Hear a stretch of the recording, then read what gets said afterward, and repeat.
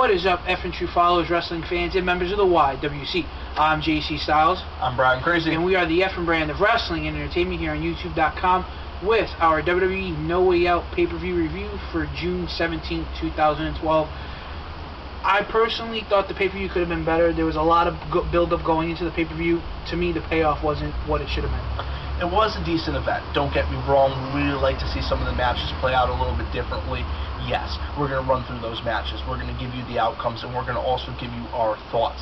Then it's up to you guys to also leave your thoughts. Not everybody shoots videos here on YouTube, but through the comment section below, you guys can leave your feedback, your thoughts on the No Way Out pay-per-view, and also on our review. And if there's anything that you'd like to see added to these reviews in the future, please feel free to leave that feedback below as well. So we start off the show on the pre-show. 7:30 live on YouTube. We see Brodus Clay square off against David Otunga. Yeah, David Otunga, as we all know, is still, getting into the gist of the WWE. He's not winning every match, but he's winning some matches. It was good to see Brodus go a little bit longer than 3 minutes, as he's been over the last couple of weeks. Winning some matches. What show have you been watching? No, I'm just kidding. But I didn't like the outcome of the match, even though there was pre-show. This is supposed to match that's supposed to build the pay-per-view to get people to buy the pay-per-view, and it ended out in a counter and in favor of Brodus Clay. You know what? I agree with you 100%. This is supposed to be the match that's supposed to push the guy at home. Okay, I get to see this for free. And he's watching it, and he sees these video packages, and he sees this match, and this is the match that's supposed to sell him on that event. And unfortunately, this match really didn't do that. They were still pushing the angle that Brodus Clay had an injured leg from the attack last week. And the match, like you said, just didn't have the payoff that we were anticipating. Yes. David Otunga is still a little green. He is still getting used to, a full-time WWE schedule and also working in that sort of level of competition with the athletes that he's squaring off against. But by no means is David Otunga a bad athlete, and could he progress to that level with more training and more matches under his sleeve? I believe so. And I believe he's not a talent that should just be let go. I believe he's a talent that just needs a little bit further training. But we've probably seen David Otunga have one of the longest matches with Brodus Clay because of this injury. Dolph Ziggler. Well, with the exception of maybe Dolph Ziggler and the All-American, Jack Swagger.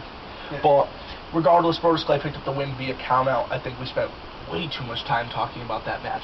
But then we go into the first match of the night. Very surprising. World Heavyweight title starts off the official No Way Out pay-per-view at 8 o'clock. We see Sheamus, the defending World Heavyweight Champion, go against the #1 contender, Dolph Ziggler, which Dolph Ziggler ended up replacing the injured Alberto Del Rio. Yes. The match was decent. I enjoyed it. I definitely wanted Dolph Ziggler to win, and I was upset that they did not do that. Did not put the strap on Dolph Ziggler. I think tonight was his time, and WWE, once again, like they have always done with a talent like Dolph Ziggler, has just dropped the ball. Well, the thing I think about this is Dolph Ziggler had an incredible showing tonight. He went out there, he proved once again he can hang with the best in the WWE. He did this at the Royal Rumble when he faced CM Punk. He did this last year on multiple occasions when he squared off against Edge. And he proved it again tonight that he deserves to be in that main event level picture. And he didn't pick up the strap tonight. But hopefully this will lead to more world title matches, or maybe a future WWE title match, more main event level exposure for Dolph Ziggler when he'll finally get that opportunity. But like JC said, unfortunately Ziggler was not successful tonight. Sheamus retained the World Heavyweight title in a very good match. I do have to say, it was a great contest. Then we go into the tuxedo match, Santino versus Ricardo.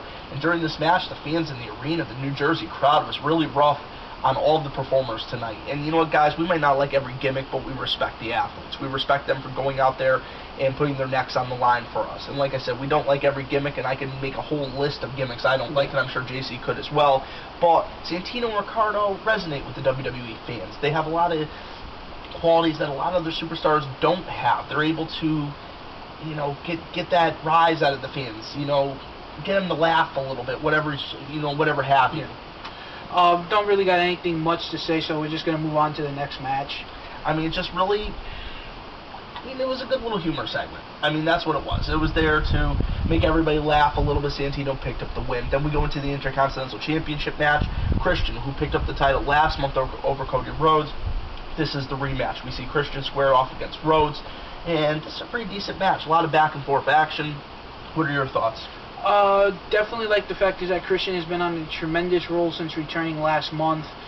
And it was just, this match was definitely good in my mind because I'm a big Christian fan. I always have been, even when he was a heel and he was going around whining, complaining for one more match. Yeah, I just really was a big fan. One more match. I was just a really big fan of Christian's, and to see him come back and pick up the Intercontinental Championship after being out for so many months with the injury was really good for him and, you know, for the fans that wanted to see Christian return and pick up the title. Yeah, you know, I've been talking about this for months now. It would be a good idea to use close to main event level talent or main event level talent to help push the Intercontinental and the United States title divisions back to the level of prestige that they used to enjoy. And I think by using Christian in the Intercontinental title division, not only is it bringing up the quality of work you're seeing from guys like Cody Rhodes, it's bringing up the quality of the entire division at this point. Yes. It was a great match. Christian picked up the win. Then we go into the #1 contenders match, surprise match for the tag team championship. We see the primetime players square off against the Usos, against Kid and Gabriel, and Primo and Epico. And during this match, there was an interesting twist. Abraham Washington, AW, who recently became the manager for Primo and Epico, ended up turning on them, siding with the primetime players, helping them get the win, pretty decisive win too, and go on to be the new #1 contenders for the tag team championships. And they're going to square off against the team of R-Truth and Kofi Kingston. There you go. Guys, it just goes to show you that it was a very long pay-per-view, and we're tired here, so we're just getting the results out for you guys so you can leave your comments and your thoughts.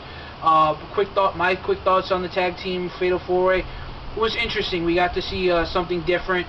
At WrestleMania, we got to see I believe it was a triple threat tag team match.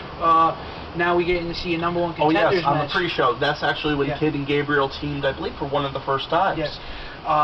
Great match. I personally would have liked to have seen the Usos win. You guys know me for a while. If you watch any of our videos, you know that I've been pushing for the Usos since day one. And again, they get swept under the carpet. The Usos are a great team, and they had a great showing tonight. And just like all the other teams that were involved in this match, they will all be future contenders for the tag team title. I pretty much guarantee it. From what I see, just all these people that were involved just have so much talent, and WWE would be doing the fans a disservice not to allow them to get that push. Yeah. I guess that's the way I should have phrased it. Then we go into Divas title action. We see Layla, who won the title last month at the same pay-per-view that we saw the Intercontinental title change hands, go against Beth Phoenix, who is the #1 contender once again, due to a rematch clause, or did she win a match? I don't remember off the top of my head. I think it was a rematch. And Layla picked up a pretty decisive win over Beth Phoenix. I mean, the first half of this match, she was just purely screwing with her, just toying with her. Then we saw Beth kind of rebound. Layla rebounded, picked up the win. Yes, we see Layla, you know, rebound a little bit. But the thing about it is, there comes time for playing around, and then there's come times for being serious. I can understand wanting to entertain the crowd and keep the crowd interested. I just didn't see it plausible for being in a championship match. You know, the shame about it is, like I said, Layla had control off the beginning of this match. Then you see her toy around so much, Beth gains control. Just like the situation we saw with Cena in recent weeks. How many times did he toy around and almost end up losing matches? Exactly. You know, like you said, there is a time to be serious, and you were on a major pay-per-view in a major championship match, and there is a time, you know, get a quick rise out of the fans. Exactly. But to do it for several minutes on end, was it the right decision? It could have almost cost her the title, but it didn't. She was successful. She picked up the win over Beth Phoenix. Then we go into another bonus match. We see Sin Cara square off against Unico. And my quick thoughts on this are, we see Sin Cara pick up the win, but Unico is such a talented athlete. I mean, incredible talent. When he was portraying the role of Sin Cara, honestly, in my opinion, not to take anything away from Sin Cara, but Unico was doing it better at that point. Sin Cara was still getting used to the original Sin Cara, was still getting used to the American style, wrestling on one side of his body versus the other, this, that, and the other.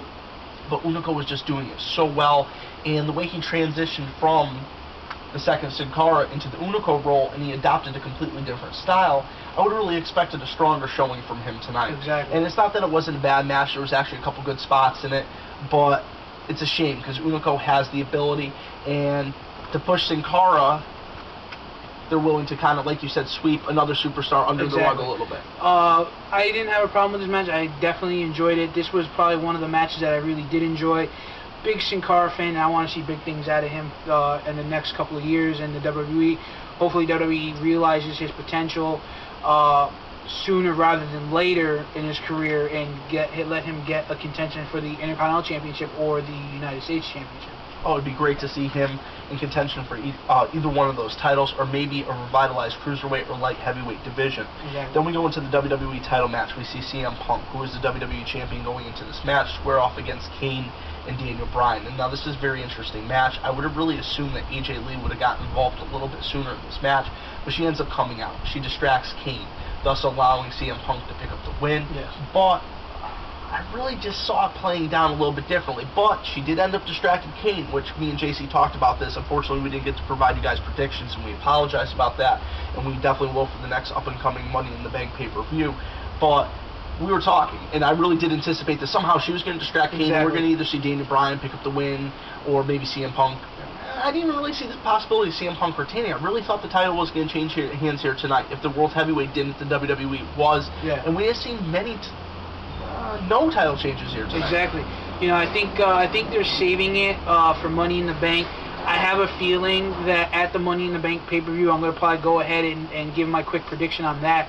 I have a feeling that whoever wins either the SmackDown or the Raw Money in the Bank, we're probably going to see someone quick cash in, because it's been like that over the last couple of years. We've seen people do quick cash-ins and pick up the title and carry it over to the next 2 pay-per-views and then wind up losing it or going on further with it.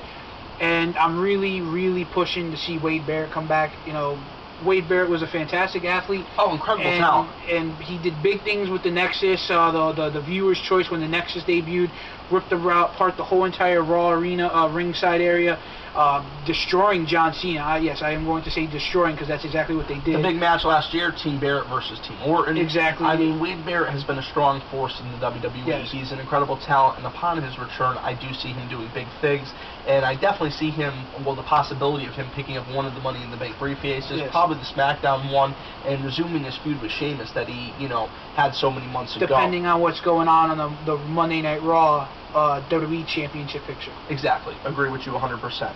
But to sum up the WWE title match, CM Punk did pick up the win over Kane and Daniel Bryan and successfully retain his title.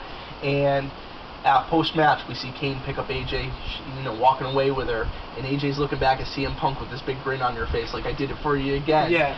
I helped you, just like we saw in that tag team match, where she ended up distracting Kane, thus allowing her team to pick up the win. Then we go into Ryback versus Dan Delaney and Rob Grimes. And it's just another complete squash match. I want to see Ryback go against either, honestly, like he's been saying, feed me three, 4 guys, or end these exhibitions and start going against some of the more serious WWE talent. Yes. I think that the biggest news of the night, we saw future WWE Tag Team Champions in this 2-on-1 handicap match. Oh, I mean, my God, Dan Delaney was world-class talent. Yes, he could probably be easily best in the world.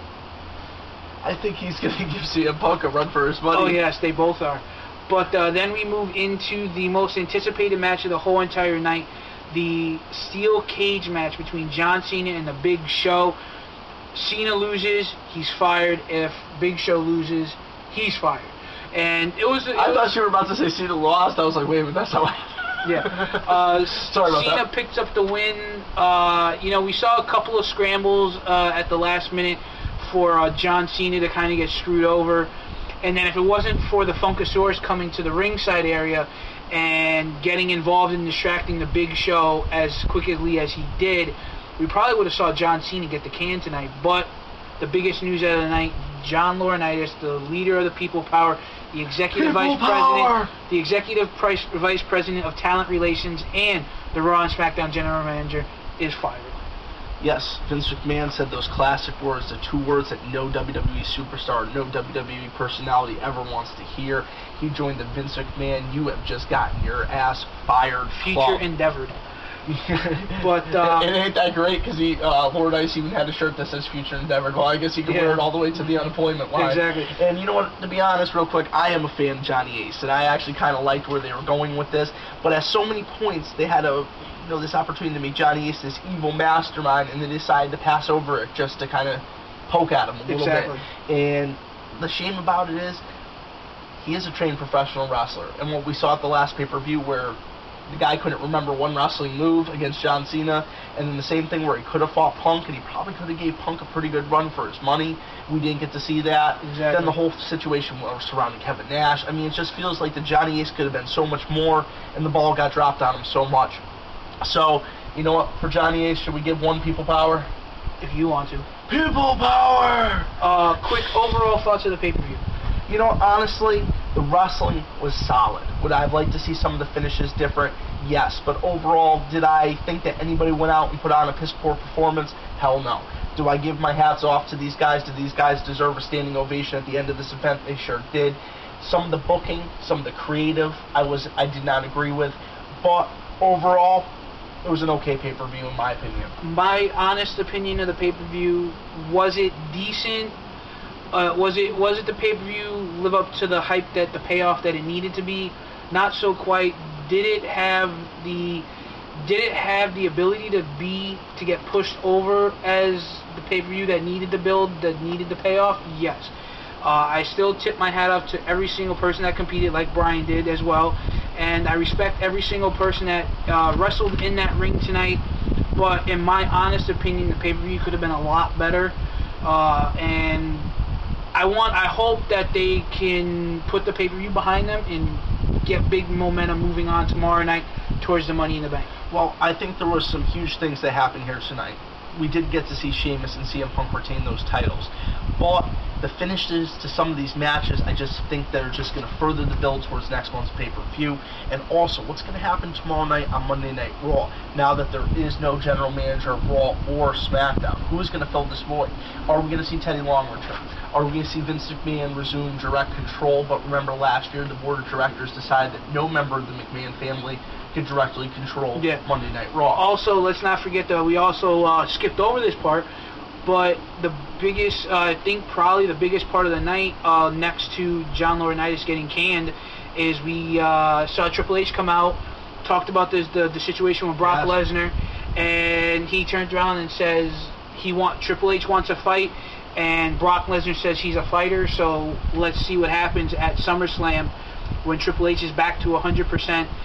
Will we see Brock Lesnar answer the challenge from the game? Yes, the game issued the challenge to Brock Lesnar saying, hey, drop all the lawsuits, drop all the BS, you're a fighter, I'm a fighter, show up at the SummerSlam pay-per-view, and we'll settle this like men. So I really hope that Brock Lesnar responds, or maybe we'll see his legal representative in Paul Heyman in the next few weeks. Guys, you heard our thoughts. Now we want to hear yours. Please drop them below. Please also check out the official website of the FM brand at FightNationWrestling.com. Our Twitter and various other YouTube and internet presences will be listed in the description box below. Thank you for watching this video. Thank you for being loyal fans and subscribers, and we could not do it without you. For the FM brand of wrestling and entertainment here on YouTube.com, my name is Brian Crazy. I'm JC Styles. Thank you for watching, and have a great night.